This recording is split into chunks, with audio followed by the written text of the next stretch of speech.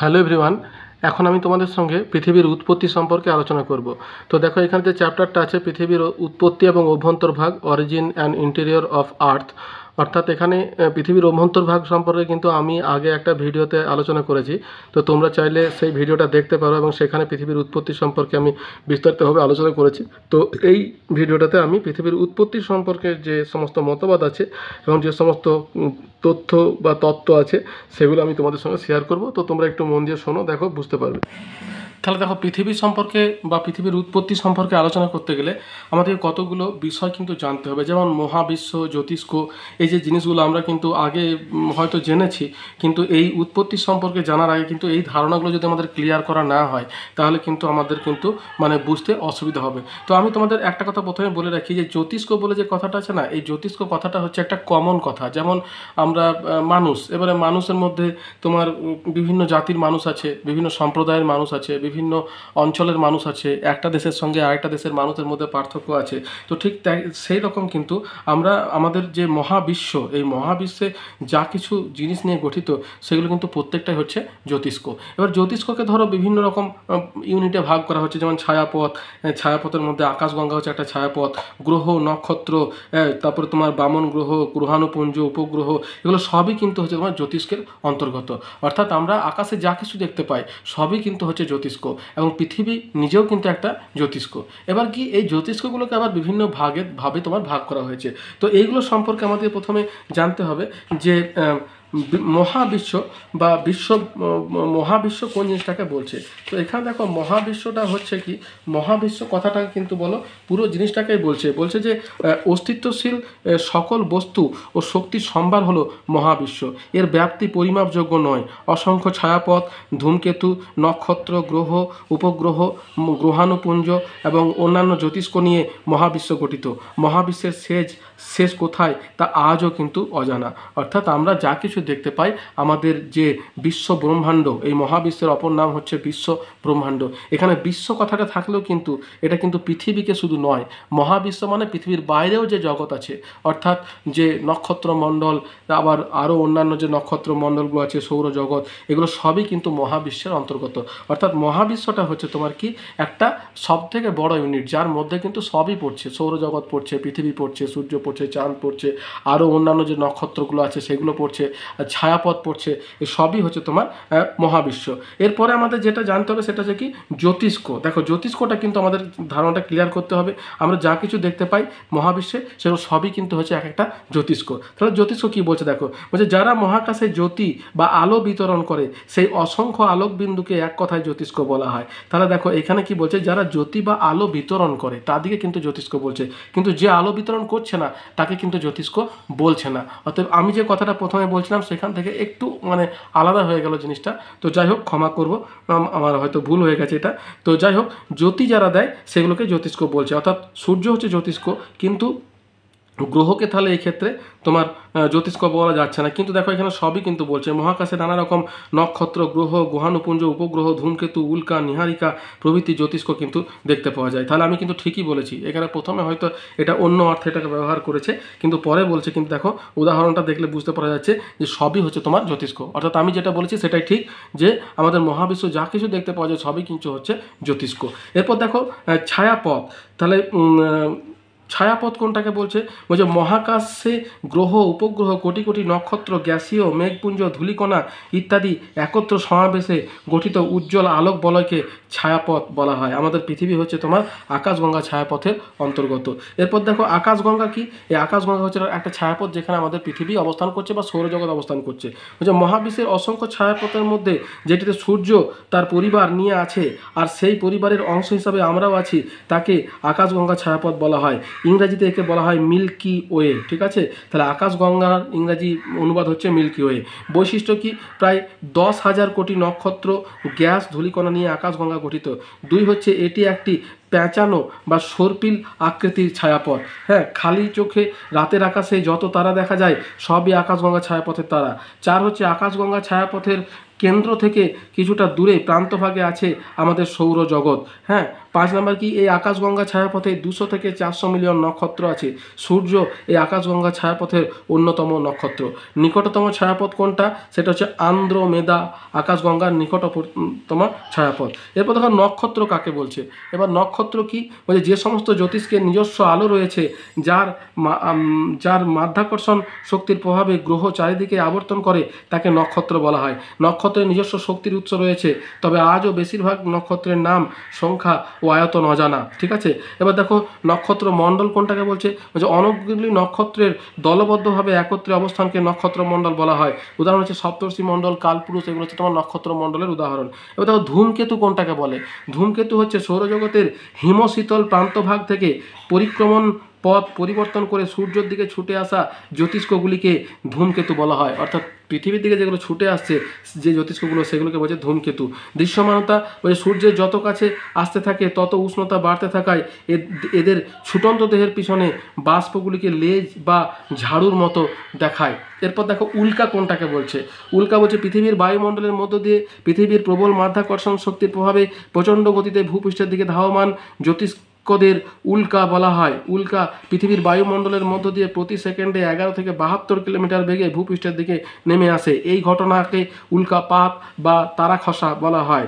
আকাশে অনেক উল্কা একসঙ্গে ঝরে পড়লে তাকে উল্কা বৃষ্টি বলে। ছোট আকৃতির উল্কা পৃথিবীর বায়ুমণ্ডলে ঘর্ষণের জন্য পুড়ে ছাই হয়ে যায় বলে পৃথিবী পৃষ্ঠে পৌঁছাতে পারে না। তবে বড় আকৃতির উল্কা পৃথিবী পৃষ্ঠে আছড়ে পড়ে গভীর গর্ত তৈরি করে। এবার ধরো সৌরজগৎ কোনটাকে বলছে। এবার সৌরজগৎ কি বলছে, সূর্য এবং তার চারপাশে নির্দিষ্ট কক্ষপথে ঘূর্ণায়মান 8টি গ্রহ, 5টি বামন গ্রহ, উপগ্রহ, ধূমকেতু, উল্কা, গ্রহাণুপুঞ্জ এবং অন্যান্য বিভিন্ন জ্যোতিষ্কদের নিয়ে যে জগৎ গড়ে উঠেছে তাকে সৌরজগৎ বলা হয়। সৌরজগতের মোট ভরের 98% থাকে সূর্যের কাছে এবং বাকি 2% অন্যান্য জ্যোতিষ্ক নিয়ে আছে। অর্থাৎ আমাদের পৃথিবী সহ অন্যান্য যত জ্যোতিষ্ক আছে সবই কিন্তু তোমার নিয়ে আছে। এবার দেখো গ্রহ কি কাকে বলছে। গ্রহ হচ্ছে যে মহাকাশে এমন কিছু জ্যোতিষ্ক আছে যাদের নিজস্ব আলো এবং উত্তাপ নেই, যারা অন্য নক্ষত্রের আলোতে আলোকিত হয় এবং নির্দিষ্ট কক্ষপথে নক্ষত্রগুলি চারিদিকে পরিক্রমণ করে, তাকে গ্রহ বলা হয়। হ্যাঁ, এই গ্রহের বৈশিষ্ট্য কি বলছে, গ্রহের নিজস্ব আলো উষ্ণতা নেই, গ্রহরা নক্ষত্রের আলোয় আলোকিত হয়, গ্রহরা আকৃতিতে নক্ষত্রের তুলনায় অনেক ছোট। ঠিক আছে, প্রকারভেদ একে দুটি ভাগে ভাগ করা হয়, একটা হচ্ছে কুলীন গ্রহ, একটা হচ্ছে বামন গ্রহ। এবার দেখো কুলীন গ্রহ কোনটাকে বলছে। বলছে সৌরমণ্ডলের অন্তর্গত যে সমস্ত গ্রহ পর্যাপ্ত ভরযুক্ত, যা স্থৈতিক ভারসাম্য রক্ষার পক্ষে যথেষ্ট, যার আকৃতি প্রায় গোলাকার এবং যার নির্দিষ্ট পথে সূর্যের চারিদিকে প্রদক্ষিণ করার সঙ্গে সঙ্গে কক্ষপথের নির্দিষ্ট অঞ্চল থেকে অন্যান্য সকল মহাজাগতিক বস্তুকে সরিয়ে ফেলতে পারে। দেখো সকল বস্তুকে সরিয়ে ফেলতে পারে, এই ক্রাইটেরিয়াটা কিন্তু আমাদের প্লুটোর নেই বলেই কিন্তু প্লুটো বাদ গেছে এবং আমাদের যে 9টা গ্রহ থেকে এখন 8টি গ্রহে পরিণত হয়েছে। শর্তাবলী কি আছে, প্রথম হচ্ছে নির্দিষ্ট কক্ষপথে সর্বদা সূর্যের চারিদিকে পরিক্রমণ করে। হ্যাঁ, জ্যোতিষ্কটি হবে পর্যাপ্ত ভরযুক্ত গোলাকার, যার স্থৈতিক ভারসাম্য বজায় থাকবে। জ্যোতিষ্কটি নিজের কক্ষপথে অন্য সমস্ত মহাজাগতিক বস্তুকে সরিয়ে দিতে পারবে। আর প্রকারভেদ কি আছে, 8টি গ্রহকে কুলীন গ্রহের অন্তর্ভুক্ত করা হয়, যার আবার দুটো ভাগ, একটা অন্তস্থ গ্রহ, একটা বহিস্থ গ্রহ। এবার অন্তস্থ গ্রহ কোনটা বলছে সৌর পরিবারের যে গ্রহগুলি সূর্যকেন্দ্রিক কক্ষপথের ভিতরের দিকে 7,000 কোটি কিলোমিটার দূরত্বের মধ্যে থাকছে তাকে অন্তস্থ গ্রহ বলে। ঠিক আছে, এই কোনগুলো কোথায় থাকে বলতো, বুধ, শুক্র, পৃথিবী আর মঙ্গল, এই 4টে গ্রহ হচ্ছে অন্তস্থ গ্রহ। বুঝতে পেরেছো? আর বাকি যে 4টা গ্রহ আছে, অর্থাৎ বুধ, শুক্র, পৃথিবী, মঙ্গল হলো তো, তারপরে আছে তোমার বৃহস্পতি, ইউরেনাস, নেপচুন, আর একটা তোমার বৃহস্পতি, ইউরেনাস, নেপচুন, আর একটা তোমার হচ্ছে বুধ, শুক্র, পৃথিবী আর মঙ্গল। এই যে বুধ, শুক্র, পৃথিবী, মঙ্গল, এই 4টে হচ্ছে অন্তস্থ গ্রহ। আর বহিস্থ গ্রহের মধ্যে পড়ছে তোমার বৃহস্পতি, শনি, ইউরেনাস এবং নেপচুন, এই 4টে হচ্ছে তোমার বহিস্থ গ্রহ। তাহলে অন্তস্থ গ্রহগুলির বৈশিষ্ট্য কি, অন্তস্থ গ্রহগুলির পারস্পরিক দূরত্ব কম, এই গ্রহগুলি আকার বা ক্ষেত্রমান ছোট, সূর্যের নৈকট্যের কারণে এই গ্রহগুলির উষ্ণতা বেশি। 4 হচ্ছে এদের উপগ্রহের সংখ্যা কম। সৌর পরিবারের একমাত্র অন্তস্থ গ্রহ পৃথিবীতে প্রাণের সঞ্চার ঘটেছে। হ্যাঁ, উদাহরণ কি, অন্তস্থ গ্রহের সংখ্যা 4টি, যথা বুধ, শুক্র, পৃথিবী এবং মঙ্গল। এবার বহিস্থ গ্রহ বলছে সৌর পরিবারের যে সমস্ত গ্রহগুলি অন্তস্থ গ্রহগুলির চেয়ে অনেক দূরবর্তী স্থানে অবস্থান করছে, অর্থাৎ 7,000 কিলোমিটারের বাইরে অবস্থান করছে, 7,000 কোটি কিলোমিটার, সরি এটা দেখো 7,000 কোটি কিলোমিটারের মধ্যে, আর 7,000 কোটি কিলোমিটার থেকে বাইরে যেগুলো অবস্থান করছে তাদের বলছে বহিস্থ গ্রহ। বৈশিষ্ট্য কি? সূর্য থেকে দূরত্ব বেশি হওয়ায় গ্রহগুলির উষ্ণতা কম, এদের উপগ্রহের সংখ্যা অনেক বেশি, যেমন বৃহস্পতি 67টি উপগ্রহ আছে, গ্রহগুলির আকার এবং ক্ষেত্রমান বেশ বড়। উদাহরণ হচ্ছে তোমার বৃহস্পতি, শনি, ইউরেনাস এবং নেপচুন। হয়েছে? এবার দেখো বামন গ্রহ কোনটাকে বলছে। বামন গ্রহ বলছে যে 2006 সালে ইন্টারন্যাশনাল অ্যাস্ট্রোনমিক্যাল ইউনিয়ন প্রদত্ত অনুসারে যে সকল জ্যোতিষ্ক নির্দিষ্ট কক্ষপথে সূর্যের চারিদিকে ঘোরে অথচ তারা উপগ্রহ নয়। 2 হচ্ছে যে জ্যোতিষ্কটি পর্যাপ্ত ভরযুক্ত যা উদস্থৈতিক ভারসাম্য রক্ষার পক্ষে যথেষ্ট এবং গোলাকার আকৃতি বিশিষ্ট, কিন্তু জ্যোতিষ্কটি নিজের কক্ষপথের নিকটস্থ অঞ্চল থেকে কোনো মহাজাগতিক বস্তুকে সরিয়ে দিতে অক্ষম, তাকেই তোমার বামন গ্রহ বলছে। অর্থাৎ সমস্ত বৈশিষ্ট্যই তোমার গ্রহের থাকবে, শুধুমাত্র এই যে বৈশিষ্ট্যটা তার নিজের নিকটস্থ অঞ্চল থেকে কোনো মহাজাগতিক বস্তুকে সরিয়ে দিতে পারবে, এই ক্রাইটেরিয়া যখন থাকছে না তখন সেটিকে বামন গ্রহ বলছে। বৈশিষ্ট্য কি? বামন গ্রহের ব্যাস অন্তত 400 কিলোমিটার হওয়া প্রয়োজন। 2 হচ্ছে বামন গ্রহের ভর তুলনামূলকভাবে কম, এবং বামন গ্রহেরা মাঝে মাঝে তোমার ওই কক্ষপথ থেকে বিচ্যুত হতে পারে, এরা অন্য গ্রহের কক্ষপথে ঢুকতে পারে এবং এই অবস্থা টানা 20 বছর চলতে পারে। বামন গ্রহের ভর কেন্দ্র সেই গ্রহের মধ্যে নাও হতে পারে। এই হলো তোমার বামন গ্রহ। এবার দেখো গ্রহাণুপুঞ্জ কোনটাকে বলছে। তাহলে অনেকগুলো গ্রহকে একসঙ্গে গ্রহাণুপুঞ্জ বলছে, গ্রহের চারিদিকে দলবদ্ধভাবে ঘূর্ণীয়মান অসংখ্য ছোট ছোট জ্যোতিষ্ক মণ্ডলীকে গ্রহাণুপুঞ্জ বলে। তাহলে গ্রহের চারিদিকে যেগুলো ঘুরছে সেটিকে বলছে গ্রহাণুপুঞ্জ। উদাহরণ হচ্ছে মঙ্গল এবং বৃহস্পতির মাঝে অসংখ্য ছোট জ্যোতিষ্ক দলবদ্ধভাবে অবস্থান করে সূর্যকে তোমার প্রদক্ষিণ করে চলেছে। এর উপগ্রহ কোনটাকে বলছে? উপগ্রহ হচ্ছে তোমার স্যাটেলাইট। বুঝতে পেরেছো? স্যাটেলাইটকে উপগ্রহ বলে। এটাকে প্রাকৃতিক এবং কৃত্রিম দুটো ভাগে ভাগ করা হয়। প্রাকৃতিক উপগ্রহ হচ্ছে চাঁদ, এবং কৃত্রিম উপগ্রহ তো অনেক আছে, আর্যভট্ট, ইনস্যাট, এগুলো। তাহলে দেখো মহাকাশে নিজস্ব আলো এবং উত্তাপহীন যে জ্যোতিষ্কগুলি গ্রহের চারিদিকে নির্দিষ্ট কক্ষপথে পরিক্রমণ করছে তাকে উপগ্রহ বলছে। বৈশিষ্ট্য কি? উপগ্রহের নিজস্ব আলো এবং তাপ নেই, উপগ্রহেরা নক্ষত্রের আলো আলোকিত হয়, উপগ্রহ গ্রহের তুলনায় ছোট হয়, উপগ্রহেরা গ্রহের আকর্ষণে আকর্ষিত হয়। দেখো পৃথিবীর একমাত্র উপগ্রহ হচ্ছে চাঁদ। এরপর দেখো আলোকবর্ষ কোনটাকে বলছে। আলোকবর্ষ তোমার ওই মহাবিশ্বের দূরত্ব মাপার একক হচ্ছে আলোকবর্ষ। তাহলে দেখো মহাশূন্যের অতি বিশাল দূরত্ব মাপার একক হচ্ছে আলোকবর্ষ। আলোক গতিবেগ 1 সেকেন্ডে প্রায় 2,99,000 কিলোমিটার। এই গতিবেগে 1 বছরে আলো যতটা দূরত্ব যায় তা হলো আলোকবর্ষ, 9.46 × 10⁻12 কিলোমিটারের সমান।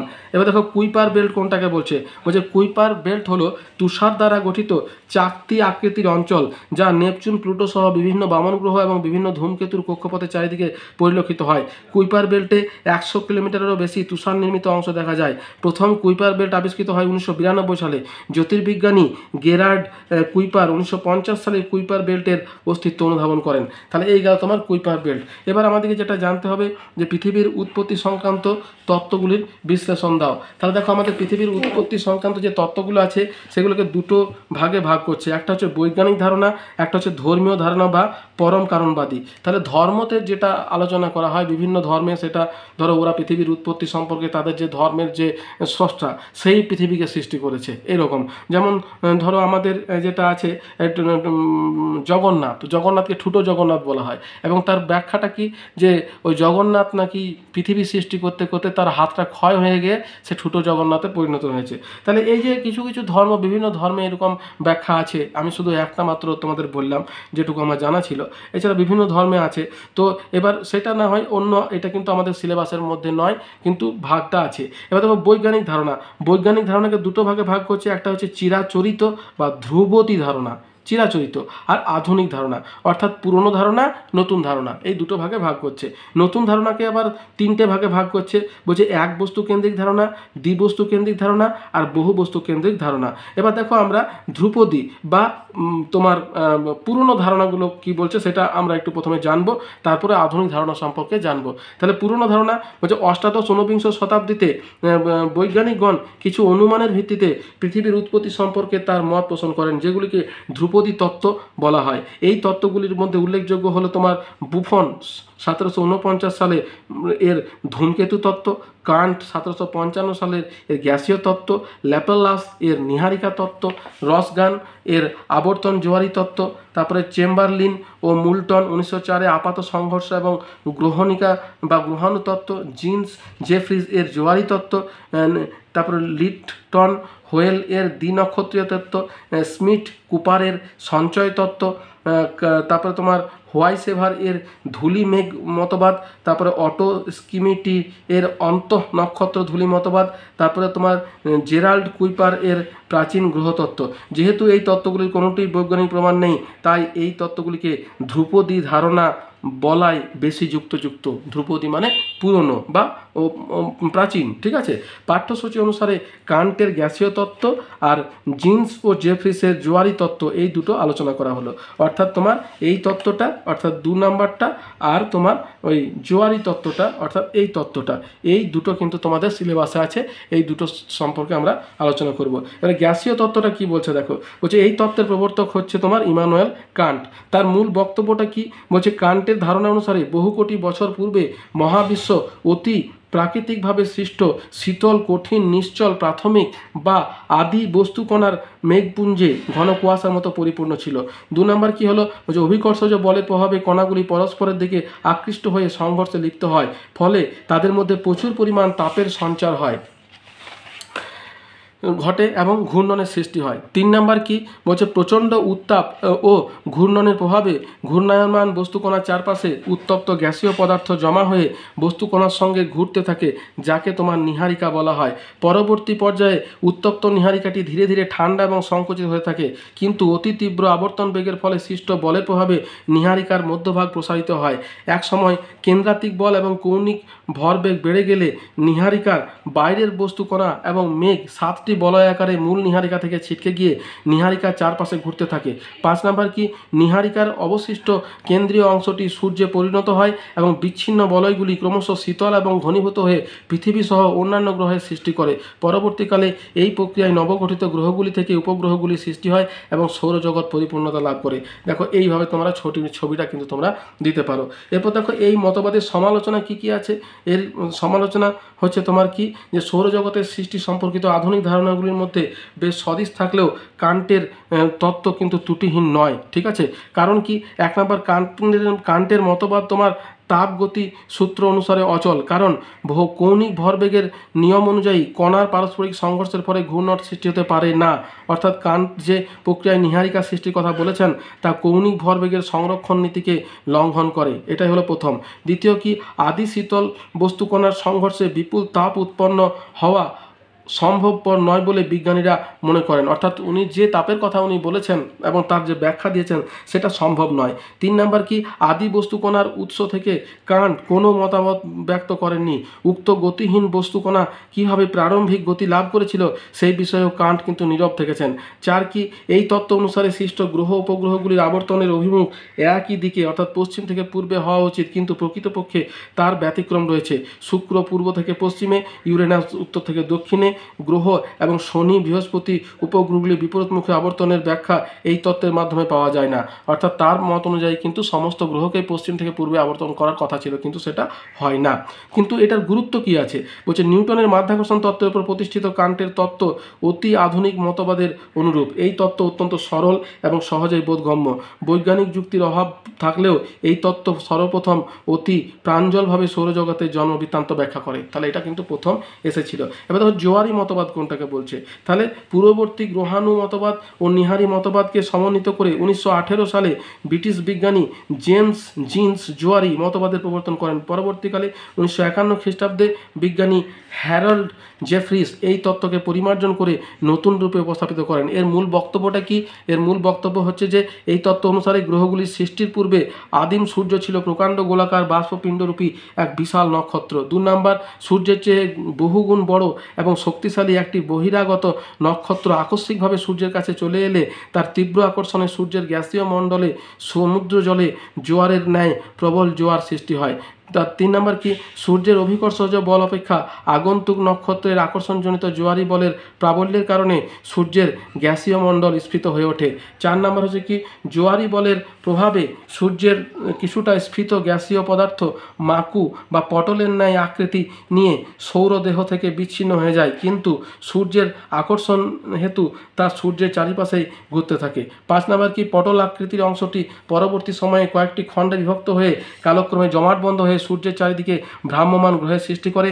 সূর্য বা উক্ত আগন্তুক নক্ষত্রের আকর্ষণে গ্যাসীয় গ্রহগুলির দেহ থেকে বিচ্ছিন্ন অংশ থেকেই একই প্রক্রিয়ায় পরবর্তীকালে উপগ্রহগুলির সৃষ্টি হয়। তাহলে এই হচ্ছে তোমার ব্যাখ্যা। এবার এর সমালোচনা কি বা এর মাইনাস দিক কি? বলছে বিজ্ঞানী লেভিনের মতে মহাকাশে নক্ষত্রের পারস্পরিক দূরত্ব এত বেশি যে কোনো নক্ষত্রের ক্ষেত্রে সূর্যের উপর এইরূপ প্রবল জোয়ারি শক্তির সৃষ্টি সম্ভব নয়। 2 নম্বর কি? আকস্মিকভাবে বিশালাকার নক্ষত্রটির আগমন সম্পর্কে কোনো যুক্তিগ্রাহ্য ব্যাখ্যা এখানে প্রদান করা হয়নি। 3 নম্বর কি? সূর্য গঠনে উপাদানগত পার্থক্য সূর্য থেকে গ্রহ উপগ্রহগুলির সৃষ্টির ধারণাসমূহকে ভিত্তিকে কিন্তু দুর্বল করছে। 4 নম্বর কি? বিভিন্ন গ্রহ সূর্যের মধ্যে কৌণিক ভরবেগের বন্টন সংক্রান্ত প্রশ্ন এই তত্ত্বে অমীমাংসিত থেকে গেছে। কিন্তু এর গুরুত্বটা কি আছে? এর গুরুত্ব হচ্ছে জিন্স এবং জেফ্রিজের মতবাদ সৌরজগতের বর্তমান বিন্যাস সম্পর্কে ব্যাখ্যা প্রদানে সক্ষম হয়েছে। এই তত্ত্ব গ্রহগুলির আয়তন অনুসারে বিন্যাস, গ্রহগুলির আবর্তন, কৌণিক অক্ষতলীয় অবস্থান, উপগ্রহগুলির উৎপত্তি ও আবর্তন সম্পর্কে নতুন ব্যাখ্যার অবতারণা করেছে। ঠিক আছে। এবার দেখো যেটা আছে সেটা হচ্ছে যে তোমার আধুনিক তত্ত্ব। তাহলে এটা গেল প্রাচীন তত্ত্ব। 2টো তত্ত্ব তোমাদের সিলেবাসে ছিল, 2টো তত্ত্ব সম্পর্কে আলোচনা হলো। এবার দেখো যেটা আধুনিক তত্ত্ব তার মধ্যে তোমার বলছে প্রামাণ্য বৈজ্ঞানিক ভিত্তির ওপরে প্রতিষ্ঠিত পৃথিবীর উৎপত্তি সংক্রান্ত সাম্প্রতিক তত্ত্ব হচ্ছে তোমার আধুনিক তত্ত্ব। তার মধ্যে 1 নম্বর হচ্ছে মহাবিস্ফোরণ তত্ত্ব বা বিগ ব্যাং থিওরি। তাহলে এই তত্ত্ব অনুযায়ী কি বলছে? গ্রহ উপগ্রহ সহ সম্পূর্ণ সৌরজগৎ মহাবিশ্বের অংশ মাত্র, অর্থাৎ সৌর পরিবারের উৎপত্তি মহাবিশ্বের উৎপত্তির সঙ্গে নিবিড়ভাবে সম্পর্কিত। তাই পৃথকভাবে পৃথিবীর উৎপত্তি অনুসন্ধানের পরিবর্তে বিজ্ঞানীরা বর্তমানে মহাবিশ্বের উৎপত্তির অনুসন্ধান ব্রতী রয়েছেন। এই ফলশ্রুতিতে সৃষ্টি হয়েছে মহাবিস্ফোরণ তত্ত্ব বা বিগ ব্যাং থিওরি, যা মহাবিশ্বের উৎপত্তি সম্পর্কে সর্বাপেক্ষা আধুনিক এবং বিজ্ঞানসম্মত ধারণা উপস্থাপন করে। পৃথিবীর উৎপত্তি সংক্রান্ত আধুনিক তত্ত্বগুলির মধ্যে মহাবিস্ফোরণ তত্ত্ব বা বিগ ব্যাং তত্ত্ব সর্বাধিক জনপ্রিয়।